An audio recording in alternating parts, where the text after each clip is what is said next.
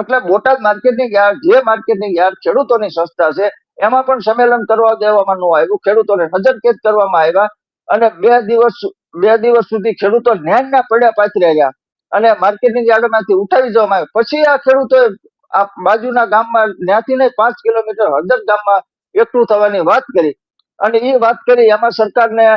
જે માથું લાગ્યું અને સરકારે જે આયોજન પૂર્વક આ પોલીસને આગળ કરી અને ખેડૂતોને કોઈ પણ રીતે ગમે એટલો દમન ગુજારો અને આ ખેડૂત આગેવાનોને જેલમાં ધકેલો અને એમનો અવાજ બંધ કરો, પણ સરકાર એમાં જે આ પગલા ભર્યા છે એમાં સરકાર નિષ્ફળ ગઈ છે. નિષ્ફળ ગઈ છે એનો આક્રોશ ખેડૂતોમાં વધ્યો છે અને એ આક્રોશ જે વધ્યો એ